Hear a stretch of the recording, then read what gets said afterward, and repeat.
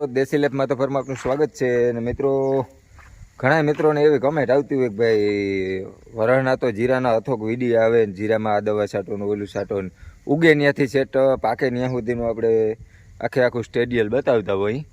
તો આ વર્ષે કેમ નથી આવતા એવું ઘણાયનું કહેવાનું છે અને હકીકત છે દર વર્ષે આપણે જીરું વાવતા હોય ને એટલા બધા વિડીયો મૂકતા હોય અને પછી આ વર્ષે ના હોય એટલે એમ થાય કે ભાઈ શું હકીકત છે.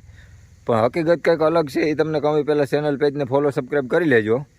અને આજ આપણે આવ્યા છે અહીં જીરામાં દવાનો એક આછો રાઉન્ડ લેવા બરાબર. કારણ કે આમાં ઉઈગું ત્યાંથી અટાણ સુધીમાં 3 રાઉન્ડ માર્યા છે દવાના અને 3 પાણી પાયા ઉઈગું ત્યાંથી અટાણ સુધીમાં. એક પાણી આપણે પાવાની ગણતરીમાં હતા પણ હવે આ ખમે એમ નથી અને રજા લઈ લે છે. તો એ પહેલાં એક દવાનો રાઉન્ડ ચોથો રાઉન્ડ હાલ્યો છે ને પાણી હવે કાઢવાનું થતું નથી. હવે આમાં પ્રોબ્લેમ આ છે, જો આ જાંબુડિયું થઈ જાય છે, જાંબુડિયું થઈ અને આ ફૂમકી હોય ને એમાં દાણા નથી ભરાતા, પીળા પડીને ન્યા રહી જાય છે બરાબર. હવે આના માટે છે ને આપણે અત્યારે જો આ રહ્યું આ ઝાડવામાં એમ જ છે અને જે કણતરવાળો દાણો છે ને હાઈ ક્લાસ છે, પણ એની બાજુમાં છે ને એ નબળા છે બરાબર.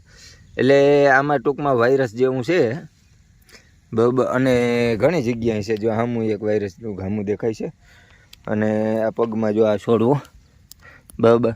આમાં દાણા થવાની કોઈ શક્યતા દેખાતી નથી અને જે છે એમાંય કંઈ વરે એમ નથી. ઓલું થોત મેલું ગયા ને છે એટલે કાળી ચરમી નથી. કોઈ કહેતું હોય ને કાળી ચરમી, તો અલગ પ્રકારનો વાયરસ છે અને આપણે વાયરસની અત્યારે દવા પણ મારીએ છીએ.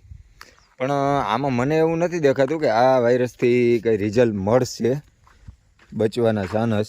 કારણ કે જો આમાં ઉગ્યું ત્યારે એક હુકારાનો પ્રશ્ન હતો અને એક પાણીમાં ઉગ્યું ત્યાર પછી નિંદામણ એવડું બધું હતું. આ વર્ષે ભીન વરસ છે તો અત્યારે વાયરસની દવા મારીએ ને તો એ વેલિડામાઇસિન મારીએ છીએ સિસ્ટમેટિક બરાબર. એક આ વાયરસની દવા મારીએ સિસ્ટમેટિક અને આમાં 2 જાતના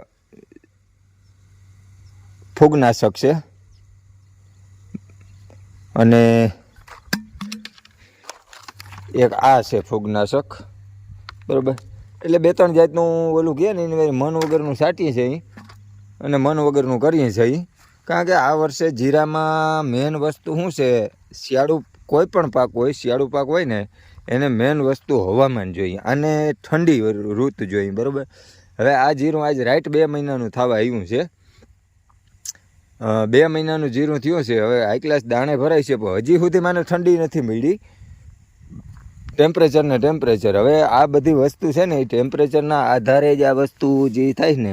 હવે આમાં દાણો છે ને એ આ જો જાંબુડિયું થઈ અને દાણો એવડો નેવડો રહે અને આ દાંડલી ફૂંકાઈ જાય છે બરાબર. એવો પ્રોબ્લેમ છે. એટલે કોઈ કહેતું હોય કાર્યો છે એ તો છે જ નહીં, એટલે એવું ટેન્શનમાં રહેવાનું નથી. પણ ટૂંકમાં છે અલગ પ્રકારનો વાયરસ અને હવે આમાં અત્યારે આપણે વાયરસ રોકવાની મારીએ છીએ વેલિડામાઇસિન. પણ જ્યાં લગન હવામાન સુધરે નહીં ને ત્યાં લગન આમાં કંઈ મને નથી લાગતું કે રિઝલ્ટ મળે. ગયા વર્ષે આમાંથી 12 મણની એવરેજ હતી, આપણે આ વર્ષે આમાંથી એનું 50% ઉત્પાદનની આશા રાખી હતી. પણ કદાચ જો આવું નવું હવામાન રહે તો નહીં ભેગું થાય.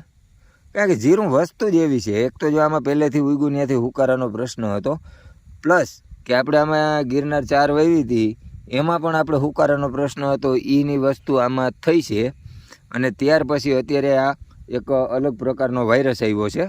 એટલે આમાં પણ આપણે એવું નથી લાગતું કે રિઝલ્ટ મળશે. આગતરા જીરામાં ઘણા બધા જીરામાં આગતરામાં પ્રોબ્લેમ છે. નાના જીરા જે છે એને વાંધો નથી, કારણ કે આપણે કપા પાડી અથવા કોઈ બીજો પાક હોય અને પાછતરું જીરું વાવીએ અને પછી આપણે એમ કહીએ કે આમાં બહુ વૈરું નહીં વરે નહીં. એનું કારણ છે કે પાછળથી શિયાળો પૂરો થઈ જાય એટલે પછી ટેમ્પરેચર આવી જાય બરાબર. પછી આવું દાણે સેડ્યું હોય અને ટેમ્પરેચર તવિયા ચાલુ થઈ જાય ને એટલે એમાં દાણા થાય ને તો એ પાછા થઈ અને ઓટોમેટિક હુકાવા માંડે.